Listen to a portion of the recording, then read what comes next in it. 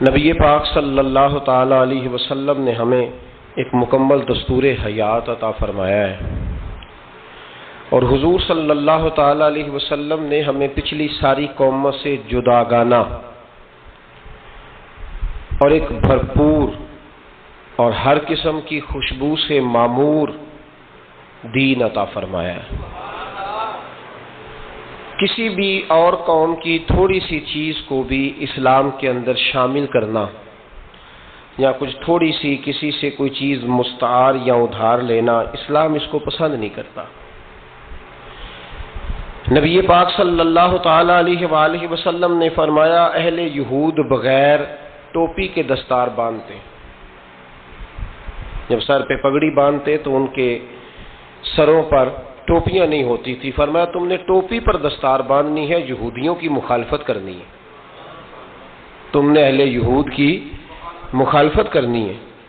فرمایا نصارہ کا طریقہ یہ ہے کہ وہ درمیان سے مانگ نہیں نکالتے، سر میں جب کنگھی کرتے ہیں تو درمیان سے مانگ نہیں نکالتے، تم نے درمیان سے مانگ نکالنی، ان کی تم نے مخالفت کرنی۔ فرمایا آتش پرست یہودی اور بہت ساری قوموں کا طریقہ یہ ہے کہ مونچھیں بڑی رکھتے ہیں، داڑیاں چھوٹی رکھتے ہیں۔ فرمایا تم نے ان کی مخالفت کرنی ہے، مونچھوں کو پست کرنا ہے اور داڑیوں کو بڑا کرنا ہے۔ کوئی چیز کسی اور کی مستعار لے کر دین میں شامل کرنے کو نبی پاک صلی اللہ علیہ وسلم نے پسند نہیں فرمایا، پسند نہیں کیا۔ فرمایا یہ کام تم نے نہیں کرنا، تمہاری علیحدہ ایک شناخت ہے، تم مسلمان ہو، تمہارا اٹھنا بیٹھنا کھانا پینا چلنا سونا جاگنا حتیٰ کہ تمہارا نماز جنازہ بھی دوسروں سے منفرد ہے۔ تم لوگوں نے کسی اور قوم کی کسی تھوڑی سی بھی چیز کو اپنے معاملات میں شامل نہیں کرنا۔ اس کو کہتے ہیں دو قومی نظریہ، یہ نظریہ ہے، اسی کی بنیاد پر پاکستان بنا تھا کہ ہندو ایک الگ قوم ہے، مسلمان ایک الگ قوم ہے، ان کا اٹھنا بیٹھنا کھانا پینا ہم سے بالکل علیحدہ ہے اور ہمارا ان سے بالکل علیحدہ ہے۔ طرز زندگی، طرز معاشرت، معیشت کہیں ملتی نہیں ہندوؤں سے مسلمانوں۔ لہذا ہمیں ایک ایسا وطن چاہیے، ہمیں ایک ایسا وطن چاہیے جس وطن کے اندر مسلمان اپنے طریقے کے مطابق اٹھیں بھی بیٹھیں بھی چلیں بھی سوئیں بھی۔ نماز پڑھنے کے لیے وطن نہیں بنایا گیا کہ ہم نے اذانیں دینی ہیں، نمازیں پڑھنی ہیں، جماعتیں کرانی ہیں۔ یہ کام ہندوستان میں آج بھی ہوتا ہے، وہاں مسجدوں میں اذان بھی ہوتی ہے، جماعت بھی ہوتی ہے، تلاوت بھی ہوتی ہے، مدارس بھی ہیں، مساجد بھی ہیں، عربی ادب بھی ہے، سارا کچھ ہے۔ وہ پریشان کرتے ہیں، اس سے قطع نظر کرتے ہیں، وہ تکلیف دیتے ہیں، لیکن پابندی نہیں ہے۔ یہ سارے کام وہاں بھی۔ پاکستان نماز کے لیے نہیں بنا، پاکستان تلاوت کے لیے فقط نہیں بنا، پاکستان نبی پاک کے نظام کے لیے بنا ہے کہ کچہری میں حضور کا دین نافذ کیا جائے گا، اسمبلی میں نبی پاک کا دین نافذ کیا جائے گا۔ حضرت عمر فاروق رضی اللہ تعالیٰ عنہ کے طریقوں کے مطابق حکمران اس ملک کو چلائیں گے، اس لیے پاکستان بنایا گیا تھا۔ اب تو کوئی یہ نعرہ نہیں نہ لگاتا، کوئی جماعت بھی یہ نعرہ نہیں لگاتی جتنی سیاسی جماعتیں ہیں۔ حالانکہ پاکستان کا نعرہ آج بھی ہر آدمی کو پتا ہے کہ پاکستان کا مطلب کیا، لا الہ الا اللہ محمد رسول اللہ صلی اللہ تعالی علیہ۔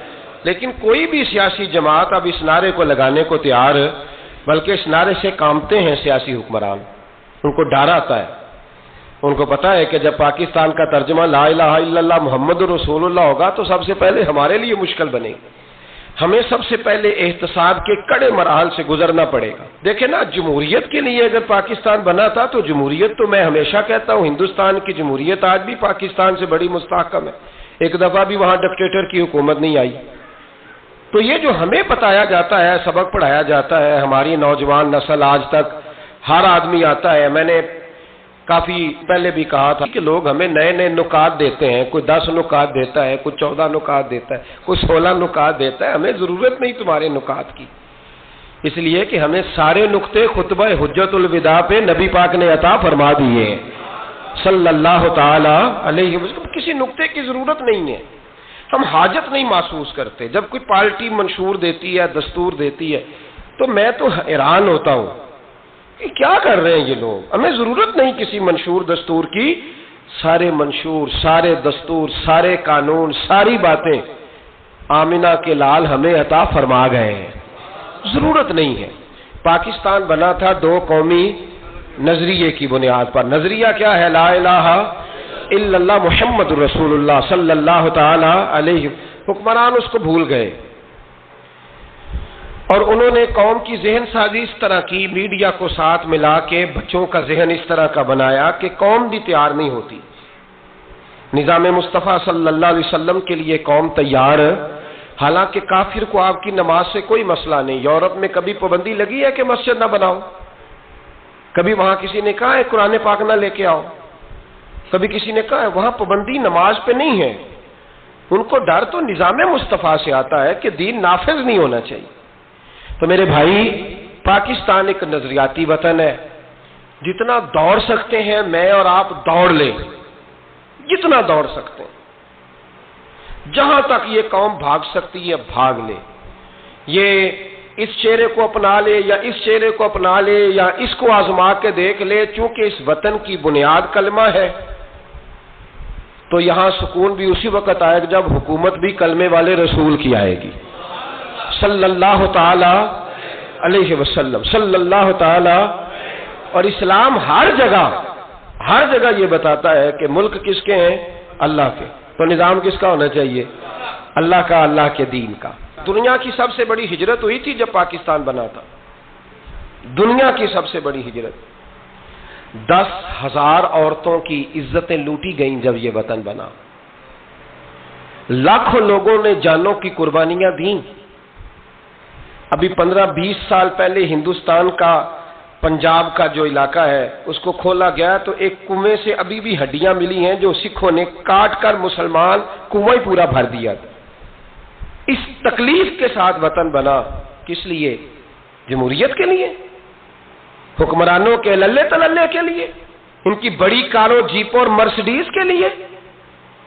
اس لیے کہ یہاں روز نیا بل آئے گا، آج گورنر راج ہے تو آج فلاں ہے تو آج فلاں ہے. یہ ساری حکومتیں اگر وہی قانون جو انگریز کا بنا ہوا ہے اور وہی ساری دفعات جو آپ کے ہاں نافذ ہے وہی ہندوستان میں نافذ ہے تو بتایا جائے پھر وطن کیوں بنایا گیا تھا؟ پھر کیا ضرورت تھی؟ یہ سارے کام تو وہاں بھی ہو رہے. اس لیے میرے بھائی وطن کے نظریے کو سمجھے. وطن بنا تھا لا الہ الا اللہ محمد رسول اللہ صلی اللہ علیہ وسلم. اور اقبال جو بانی پاکستان ہے، جو مصور پاکستان ہے، جو تصویر دینے والے ہیں پاکستان، ان سے کسی نے کہا تھا کیوں پاکستان بنانا چاہتے ہو؟ ہم جو ایک ملت جو ہیں، ہندوستانی ایک ملت ہے، قوم ہے، تو کیا ضرورت ہے؟ تو اقبال کہنے لگے اپنی ملت پر قیاس اقوام مغرب سے نہ کر، خاص ہے ترکیب میں قوم رسول ہاشمی. نبی پاک کی قوم اپنی ترکیب کے لحاظ سے ہر قوم نے خاص ہے. دین کا نفاذ چاہیے، دین نافذ ہونا چاہیے. نبی پاک ایک اسٹیٹ کے سربراہ بنے تھے. مدینہ منورہ میں حضور نے نظام بنایا. آج میں ایک نئی بات آپ سے کرنا چاہ رہا ہوں. رونا روتے زمانے بیت گئے، اب آگے کی طرف دیکھنا ہے. جو قومیں ماضی کی لکیر پیٹتی رہتی ہیں وہ مایوس ہو جاتی ہیں، ان کے جذبے ٹوٹ جاتے ہیں. اب ماضی کو پیٹنے کی بجائے مستقبل کی روشنی کو دیکھنا چاہیے. ہمیں نبی پاک صلی اللہ علیہ وسلم نے کسی وطن کی تعمیر کے لیے جو جذبات دیے ہیں ان جذبات پر ہمیں غور کرنا چاہیے. حکمران تو جو کر رہے ہیں وہ تو کر ہی رہے ہیں، اور جو وہ کریں گے وہ بھی سب کو نظر آ رہا ہے، اور ہمیں سمجھ لگ رہی ہے کہ آئندہ بھی کیا ہونے جا رہا ہے. ہم نے کیا کرنا ہے؟ ایک جملہ میں کہنے لگا ہوں، اگر کسی کو تکلیف ہو تو مجھے خوشی ہوگی.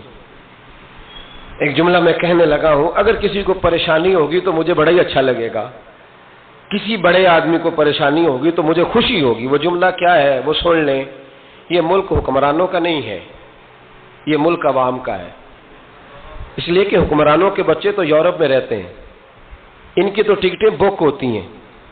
جب تک یہ اسمبلی میں ہوتے ہیں یہاں ہوتے ہیں، اور جب حکومتیں ختم ہوتی ہیں تو یہ یہاں موجود.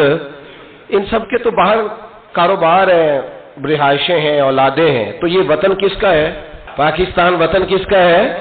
یہ ہمارا وطن ہے، یہ حکمرانوں کا نہیں ہے۔ دیکھیں نا، گھر اس کا ہے جس نے گھر کے اندر رہنا ہے، جس نے گھر میں رہنا نہیں اس کا وطن ہم نے رہنا ہے، ہماری نسلوں نے رہنا ہے، ہمارے ماں باپ رہے، ہم رہ رہے ہیں، ہماری آنے والی نسلیں رہیں گی، تو وطن پھر کس کا ہوا؟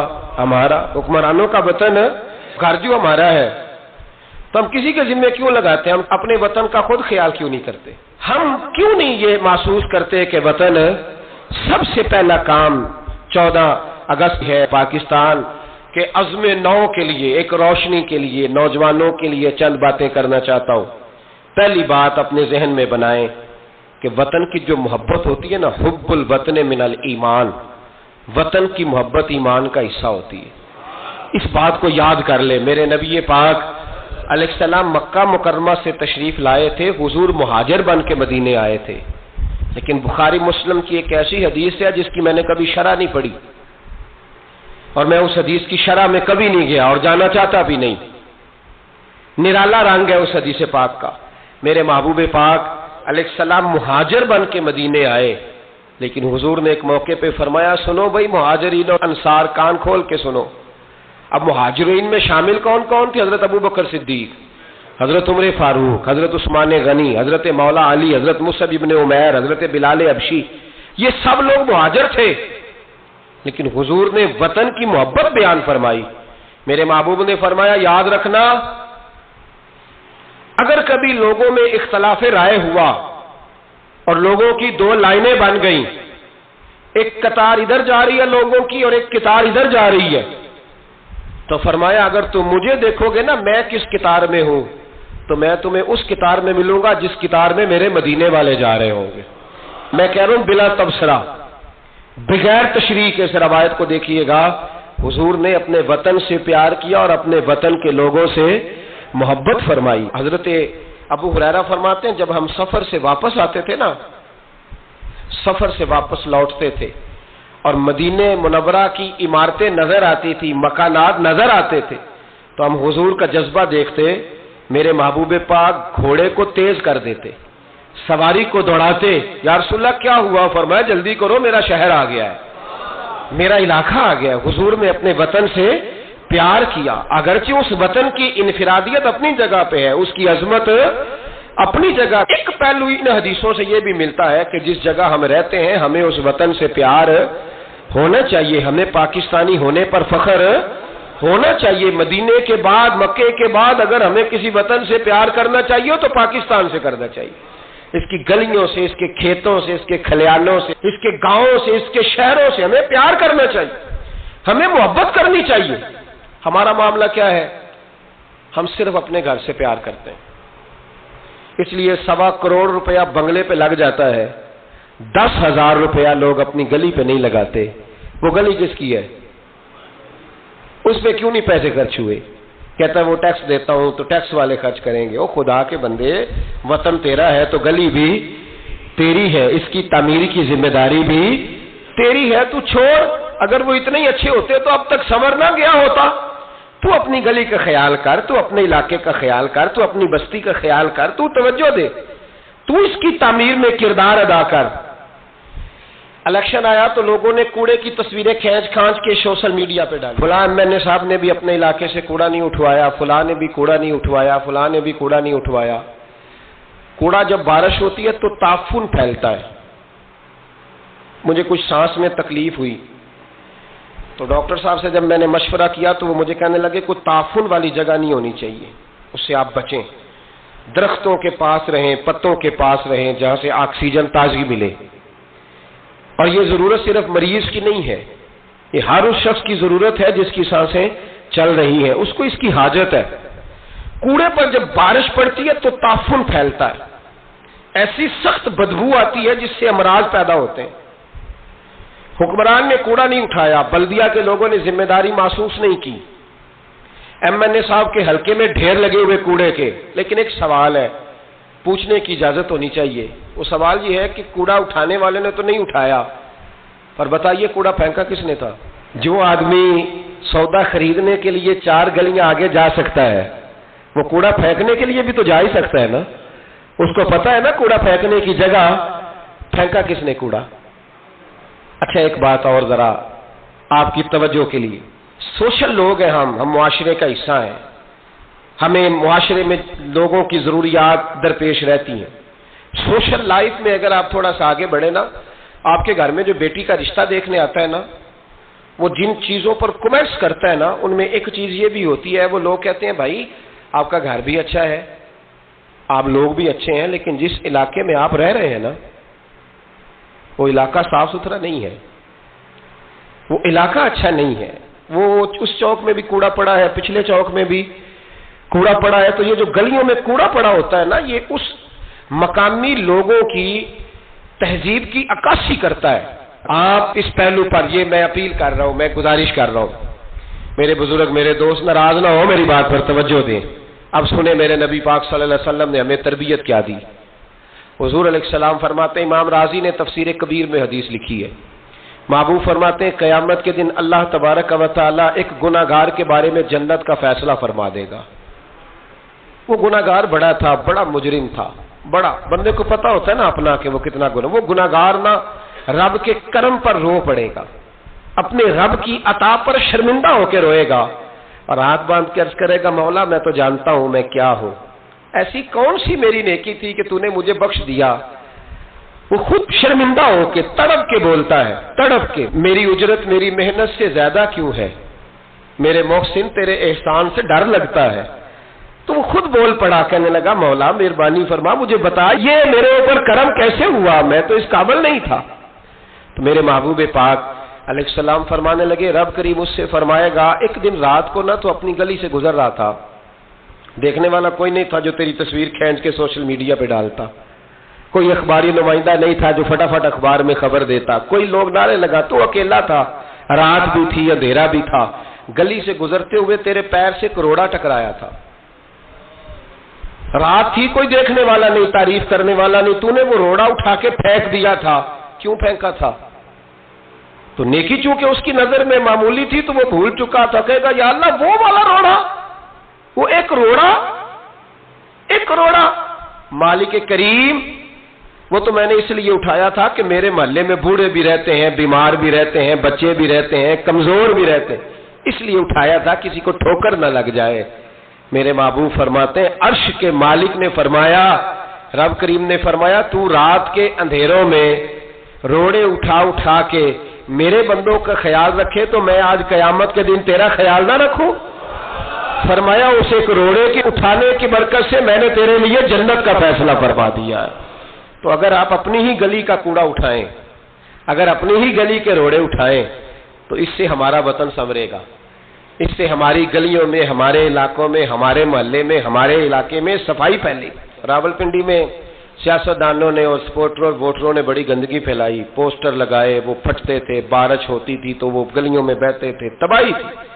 تو اخبار پہ سارا وہ ان بچوں کا وہ طریقہ آیا، انہوں نے کیا کیا کہ 15-20 بچوں نے مل کے پروگرام بنایا کہ گانے ڈالنے والے تو ڈال کے چلے گئے، میں نے شروع میں کہا ان کا تو وطن ہی نہیں، تو انہوں نے کہا کہ محلہ تو ہمارا ہے نا، اس گلی سے گزرنا تو ہم نے، تو ہم کیوں امید رکھتے ہیں کہ وہ جیتنے والا آئے گا یا ہارنے والا آئے گا اور وہی اٹھائے گا، گلی ہماری، محلہ۔ 15-20 پڑھے لکھے نوجوان، یہ تعلیم یافتہ طبقہ ہوتا ہے۔ تعلیم یافتہ طبقہ وہ نہیں ہوتا کہ لمبے بال رکھ کے تو گلی کے کونے پہ کھڑے ہو کے کہے یہ سارا محلہ جاہلوں کا ہے، دیکھو روڑی لگائی، یہ تعلیم نہیں، یہ جہالت ہے۔ تعلیم یافتہ وہ ہوتا ہے جو آگے بڑھ کے دابڑا لے کر، کئی اٹھا کر، کدال پکڑ کر وہ کوڑا اٹھائے، وہ تعلیم یافتہ بندہ ہوتا ہے جو وطن کی تعمیر میں اپنا حصہ ڈالے۔ ان نوجوانوں نے کام کیا، اسی وطن کے رہنے والے، اسی وطن کے باسی، وہ کہتے ہیں ہم 15 نکلے تھے، پھر سارا وطن اٹھا اور ڈھیروں اور ہزاروں علاقوں کے لوگوں نے ان کی تقلید کی۔ تو پہلا کام یہ کریں کہ وطن سے پیار کریں، دوسرا کام یہ کریں کہ اس کی صفائی میں اپنا حصہ ڈالیں۔ ہم کیوں انتظار کرتے ہیں کوئی گرانٹ آئے گی؟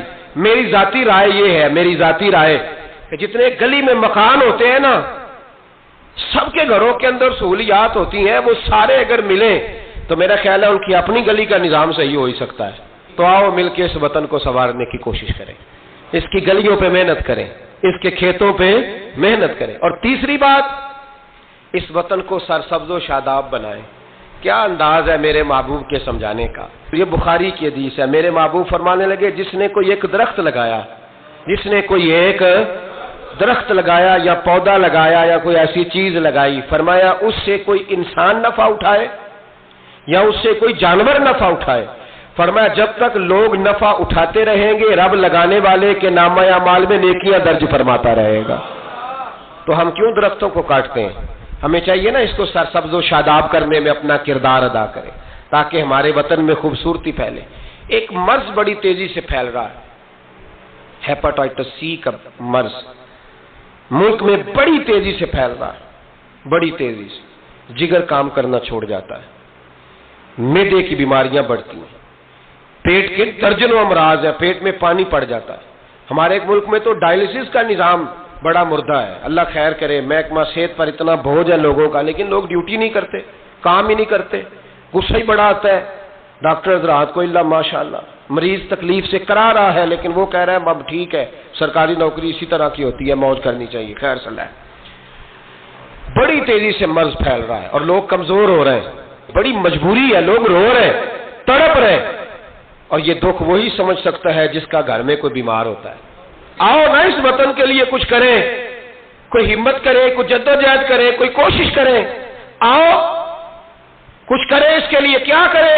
اس ہیپاٹائٹس سی کی بیماری سے لڑنے کا سب سے پہلا حل ڈاکٹر یہ بتاتے ہیں کہ پانی اگر لوگ صاف پینے لگ جائے، اگر پانی صاف ملنے لگ جائے تو ان بیماریوں میں 90% کنٹرول ہو سکتا ہے۔ یار صرف صاف پانی، لیبارٹری کے ٹیسٹ کے مطابق جو بڑا مہنگا بور بھی ہے وہ بھی لاکھ روپے سے نیچے ہے۔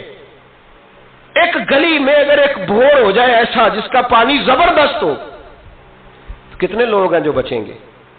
کتنے لوگ ہیں جو اس آزمائش سے بچیں گے؟ میں نے مسجد میں وہ بور کرایا ہے، ٹوٹی باہر نکالی، میں ایک دن رات کو 1:30 بجے آیا تو باہر ٹوٹی سے 2-3 لوگ پانی بھر رہے تھے، 2-3 لوگ، تو 1:30-2 بجے رات کے، تو میں نیچے اترا تو میں نے کہا خیریت ہے؟ اچانک میری طبیعت میں یہ خیال آیا کہ کوئی مجبوری ہو گئی ہوگی اس وقت، کوئی مریض نہ ہو، پہلے لگے پانی پینا تھا، گھر میں پانی ختم ہو گیا تھا تو میں بھی دیر سے آیا ہوں، کہیں گیا ہوا تھا، ابھی پہنچا ہوں تو گھر والوں نے بتایا تو میں نے کہا ٹھہر جاؤ، گھر والا پانی نہیں پینا، میں آپ کو وہ پانی لا کے دیتا ہوں جو لیبارٹری سے ٹیسٹ شدہ ہے، اور 3-4 دفعہ میں نے اس کو بھیج کے ٹیسٹ کرایا۔ اب سنو اس کی بیس کیا ہے، اس کی بیس کیا ہے؟ ہم تو سمجھتے ہیں نا کل شریف پہ صرف چنے رکھنے چاہیے، ہم سمجھتے ہیں کل شریف پہ پھل آنا چاہیے اور بریانی پکنی چاہیے۔ ترمذی کی حدیث ہے، حضرت سعد رضی اللہ تعالیٰ عنہ کی اماں انتقال کر گئی، آنکھیں عرض کرنے گے یا رسول اللہ اماں فوت ہو گئی ہے، کچھ کرنا چاہتا ہوں، تو میرے محبوب نے فرمایا مدینے میں میٹھے پانی کے کنویں کوئی نہیں، قلت ہے، تو ایک کنواں کھدوا دے، لوگ پانی پیتے رہیں گے، رب کریم تیری اماں کو قبر میں راحت عطا کرتا رہے گا۔ حضرت سعد نے کنواں کھدوایا، قربان جاؤں محبوب کی عظمت پہ، میرے رسول پاک نے آج ہمیں صاف پانی پینا مہیا کرنے کے لیے کل 1450 سال پہلے نصیحت کر دی، فرمایا یہ کنواں سعد نے اپنی ماں کے لیے کھدوایا ہے، اس کا نام ہے سعد کی ماں کا کنواں، بیر ام سعد حضور نے اس کا نام رکھا۔ کتنا کو خرچ آئے گا اگر گلی والے سارے مل کے صاف پانی کا بندوبست کریں، اپنے دوستوں کو، گلی والوں کو، محلے والوں کو اس وطن کی تعمیر میں اپنا کردار ادا کریں۔ اب کیوں توقع رکھتے ہیں صاحب کے چیئرمین صاحب ہی آ کے کریں گے؟ وہ تو ملے نہیں کبھی، جن کی ڈیوٹی تھی گلی گلی گھومنے کی وہ تو کبھی آئے نہیں۔ یہ آپ کے چیئرمین، آپ کے ایم این اے، آپ کے ایم پی اے، یہ اتنی بلندی عظمت کردار نہیں رکھتے کہ یہ آئیں گے، ان کے پاس کہاں وقت ہے گلیوں میں گھومنے کا؟ اصل لوگ تو وہ تھے کہ 24 لاکھ مربع میل کے حکمران جناب عمر فاروق، لیکن چہرے پہ کپڑا ڈال کے ساری رات مدینے کی گلیوں میں گھومتے تھے، ہر دروازے کا خیال رکھتے تھے، پر کیا کریں، کس کو سمجھائیں، لوگ اپنی مرضی کرتے ہیں۔ آج میں عزم نو کی بات کر رہا ہوں، میں پاکستان کی تعمیر کی بات کر رہا ہوں۔ پہلی بات یہ کہ اس سے پیار کریں، دوسری بات یہ اس کی صفائی کریں، تیسری بات یہ یہاں درخت لگائیں، شجرکاری کریں، اس کو سرسبز کریں، چوتھی بات یہ کہ دیکھیں ہم کتنا کردار ادا کر سکتے ہیں، کسی کو کم از کم صاف پانی مہیا کر دیں۔ دیکھیں نا میرے نبی پاک علیہ الصلوۃ والسلام نے اعلان فرمایا، ایک یہودی کا قبضہ تھا میٹھے پانی کے کنویں پر، تو رسول پاک علیہ الصلوۃ والسلام نے فرمایا یہودی کا قبضہ ہے، مسلمانوں کو پینے کے لیے پانی نہیں دیتا۔ کیا خوبصورت اعلان ہے، پانی نماز کی بات نہیں ہو رہی، روزے کی بات نہیں ہو رہی، حج کی بات نہیں ہو رہی، پانی کی بات ہو رہی، پینے کے پانی کی۔ کتنا بڑا اعلان ہے، لوگوں نے دین کو محدود کر دیا ہے کہ با مسجد کے اندر آ کے نماز پڑھنا ہی خالی مذہب ہے، روزہ رکھنا ہی خالی مذہب ہے۔ میرے محبوب پاک علیہ السلام نے کیا ارشاد فرمایا؟ حضور نے فرمایا یہودی کا قبضہ ہے، لوگوں کو پینے کے لیے صاف پانی نہیں دیتا، میٹھا پانی نہیں دیتا، منبر پر مسجد نبوی پر اعلان کر رہا ہوں۔ حضور فرمانے لگے جو اس سے کنواں خرید کر وقف کرے گا یہ میرے ہاتھ میں جنت کی ٹکٹ ہے۔ حضور فرمانے لگے مصطفیٰ کا وعدہ ہے پانی کے لیے، یعنی پینے کا پانی، یعنی لوگوں کے حلق سے پانی اترے۔ جاگو جاگو، وطن کے لیے کرو، محنت کرو، آگے بڑھو۔ میرے رسول پاک علیہ السلام نے فرمایا جو میرے مدینے والوں کے لیے پانی کا کنواں وقف کرے گا میں جنت دیتا ہوں۔ حضرت سیدنا عثمان غنی پہنچ گئے، اس کے پاس پہنچے، 6,000 یا 7,000 دینار کا کنواں تھا۔ اس نے کہا میں ایک دن کے لیے دوں گا، صرف ایک دن میری باری، ایک دن 6-7 دینار مانگے، حالانکہ کنواں 6-7 دینار کا کل تھا۔ مسجد کے لیے زمین کی بات نہیں ہو رہی، مدرسے کے لیے زمین کی بات نہیں ہو رہی، کنویں کے لیے پینے کا پانی لوگوں کو مہیا کرنا ہے، عام عوام کو۔ اور اس وقت صرف بات بھی مسلمانوں کی نہیں، یہودی بھی پیئیں گے، دیگر لوگ بھی پانی پیئیں گے۔ میرے نبی پاک علیہ السلام کے غلام نے کہا کنواں دے دے۔ کل کنواں سارا 6-7 دینار کا تھا۔ کہنے لگا میں نے نہیں دینا۔ جناب عثمان بیٹھ گئے، فرمایا تو بات کر کتنے کا دے گا؟ اس کے منہ سے نکل گیا 40,000 دینار۔ 40,000 دینار۔ مسجد کی زمین نہیں خریدی جا رہی، ادارے نہیں بن رہے، اگرچہ یہ اصل ہے دین کی، خریدنی چاہیے۔ پانی کا کنواں، وطن کی تعمیر۔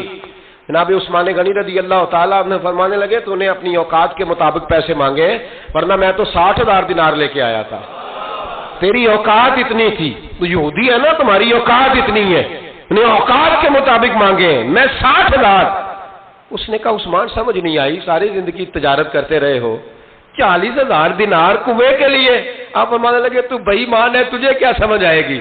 اگر کسی کو 40,000 کی جنت کی ٹکٹ ملے اور ملے بھی نبی پاک کے دستے مبارک سے، فرمایا یہ ہے ارض جنت، یہ طیبہ کی زمین ہے، جنت بھی یہی، مال کے جنت بھی یہی ہے۔ آؤ پاکستان کی تعمیر کریں، آؤ اس کی گلیوں سے کوڑا اٹھائیں، اس سے پیار کریں، اس سے محبت کریں، یہاں درخت لگائیں، یہاں صاف پانی پینے کے لیے بندوبست کریں۔ اور میرے بھائی، میرا بچہ اگر تعلیم نہیں حاصل کرتا تو ساری انویسٹمنٹ اپنے بچے پر کرنے کی کیا ضرورت ہے؟ آگے بڑھو نا۔ وہ جو چائے والے کھوکے پہ چائے تقسیم کر رہا ہے وہ بھی بڑا لائق ہے، اس کے ابے سے ملاقات کرو، اس کو کہو لا یار میں تیرے بچے کا خرچ اٹھاتا ہوں، اس کو اسکول میں داخل کرا۔ ایک انجینئر ملے گا ملک کو، وہ جو گرمیوں کے موسم میں نا ٹھنڈے پانی کا کولر لے کے بس کے پیچھے بھاگتا ہے نا اور آواز دیتا ہے ایک گلاس پانی کا لے لو، ایک گلاس۔ وہ بڑا ذہین بچہ ہوتا ہے، بڑا ذہین ہوتا ہے، اس کی ماں کو بھی بڑا چاؤ ہوتا ہے یہ افسر بن جائے، اس کے پاس پیسے نہیں ہوتے، وہ غریب کا بچہ ہے۔ اس کو بلاؤ نا، اس کو کہو بیٹے آ۔ کبھی کبھی کسی چوک میں کسی ٹھیلے والی دکان پہ بریک لگتی ہے نا گاڑی کے، تو چھوٹے چھوٹے بچے دوڑ کے آتے ہیں، کہتے ہیں ہماری دکان سے سودا خریدو۔ ان میں بڑا ٹیلنٹ ہوتا ہے، بڑے ذہین ہوتے ہیں، لیکن نہ یہ امیر کے بچے ہوتے ہیں، نہ پیر کے ہوتے ہیں، نہ وزیر کے ہوتے ہیں، ان پر کوئی انویسٹمنٹ نہیں کرتا۔ آؤ آج ارادہ کریں کہ ہم ضروری تو نہیں کہ میرا بچہ ہی پڑھے، اگر میرا نہیں پڑھتا تو میں کسی کے بچے کو کتابیں خرید کے دے دوں، میں کسی کے بچے پر تھوڑی محنت کروں۔ آؤ میں تمہیں پھر لے چلوں مدینے کی گلی میں، میرے مصطفیٰ کریم صلی اللہ تعالی۔ حضور گزر رہے، دن تھا عید کا، عید کے دن حضور گزر رہے تھے اور نبی پاک نے گود میں امام حسن حسین کو بٹھایا ہے، گھوڑے پہ حضور جا رہے ہیں، رستے میں ایک بچے کو روتے ہوئے دیکھ لیا، میرے محبوب نے گھوڑا روکا، 10,000 سے آبا عیدگاہ میں عید کی نماز کے لیے منتظر تھے، حضور نیچے اترے، بیٹے روتے کیوں ہو؟ تو پھر رو پڑا، کہنے لگا یتیم ہوں، ابا انتقال کر گئے، ہر بچے نے نئے کپڑے پہنے ہیں، محبوبہ چچا اور ماموں نے بھی میری طرف دیکھنا پسند نہیں کیا، رو رہا ہوں۔ 10,000 نمازی انتظار کر رہے، 10,000، اور میرے رسول پاک وطن کے غریب بچوں کا خیال کر رہے ہیں۔ حضور گھوڑے سے اترے، بچے کو ہاتھ لگایا، گھر لے گئے، کہا فاطمہ حسن کا کوئی نیا جوڑا پڑا ہے؟ کوئی نیا جوڑا پڑا ہے؟ بی بی صاحبہ کہنے لگی حضور نیا تو پہلے بھی کوئی نہیں تھا، یہ تھوڑا ٹھیک تھا جو میں نے بھلا کے حسن کو ڈالا ہے، آؤ اگر میرا بچہ نہیں پڑھتا تو کسی کے بچوں پہ توجہ کریں۔ میرے محبوب نے فرمایا فاطمہ اس طرح کر، حسن کو وہی والا دوبارہ ڈال دے جو پہلے ڈالا ہوا تھا، اور حسن کے وجود سے یہ کپڑے اتار، یہ کپڑے اتار، اور اس یتیم کے گلے میں یہ کرتا ڈال۔ حضور کیا ملے گا؟ فرمایا جب یتیم راضی ہوتا ہے تو اللہ بھی بڑا ہی راضی ہوتا ہے۔ اس وطن میں ابھی بھی بڑے بچے ہیں جو اسکولوں سے باہر ہیں، ان کی مجبوری ہے، ان کی اماں نے دوائی کھانی ہے، وہ بھی کھیل مرونڈا لے کے بیچ رہے ہیں، وہ بھی غبارے بیچنے نکلے ہوئے ہیں۔ اس وطن میں بڑی غربت ہے، بڑا دکھ ہے، بڑی آزمائش، اس پر بڑی باتیں میرے آشیہ خیال میں ہیں لیکن وقت نہیں ہے، مجھے آگے بڑھنا ہے۔ پھر اس وطن کے دفاع میں اپنا کردار ادا کرو۔ ایک مولوی صاحب بیچارے سیٹ نہیں جیت سکے تو انہوں نے کہا ہم 14 اگست ہی نہیں منائیں گے۔ یہ وہ بے ایمانوں کا گروپ ہے جنہوں نے کہا تھا کہ شکر ہے ہم پاکستان بننے کے گناہ میں شریک نہیں ہوئے۔ کس طرح یہ لوگ پارلیمنٹ میں جاتے ہیں؟ کس طرح ہمارے نمائندے بن گئے؟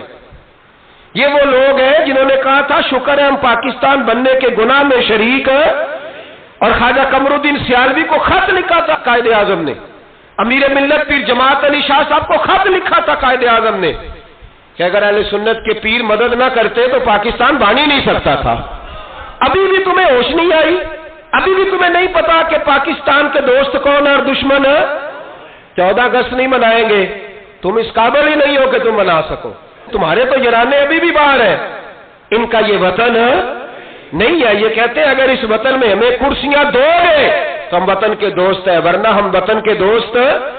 اللہ کی عزت کی قسم، ہمارے مشائخ نے کبھی کرسی نہیں مانگی، لیکن اس وطن میں جتنا کردار اہل سنت کے بزرگوں نے ادا کیا ہے کوئی دوسرا کر ہی نہیں سکتا۔ وہ کہتے ہیں 14 اگست نہیں منائیں گے، تو منا بھی نہیں سکتا اور تجھے منانی چاہیے بھی، اس لیے کہ تمہارا اس وطن سے کوئی تعلق ہے۔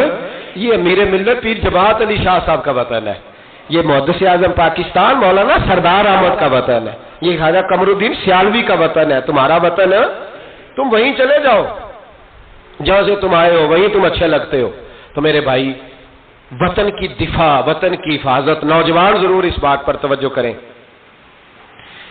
حضرت انس بن مالک رضی اللہ تعالیٰ عنہ فرماتے ہیں مدینے کے کونے سے نا اچانک رات کو زور زور سے چلانے کی آواز آنے لگی۔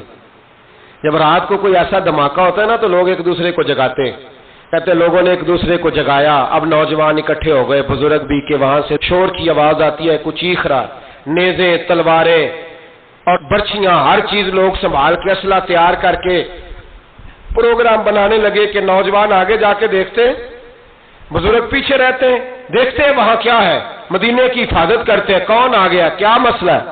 کہتے ہیں ہم ابھی پروگرام بنا ہی رہے تھے، آگے بڑھنے ہی لگے تھے کہ ہم نے دیکھا، اچانک ہماری نظریں اٹھی، ہم حیران ہو گئے کہ جس طرف ہم جانا چاہ رہے تھے نبی پاک ادھر سے ہو کے واپس آ رہے ہیں، اور اکیلے نبی پاک، ہاتھ میں نیزہ ہے، ہم ابھی جانا چاہ رہے تھے اور حضور ہو کے واپس آ رہے، اور حضور فرمانے لگے چپ کر کے سو جاؤ، کچھ بھی نہیں، جانور لڑ پڑے تھے آپس میں، میں دیکھ آیا ہوں، کچھ بھی نہیں ہے۔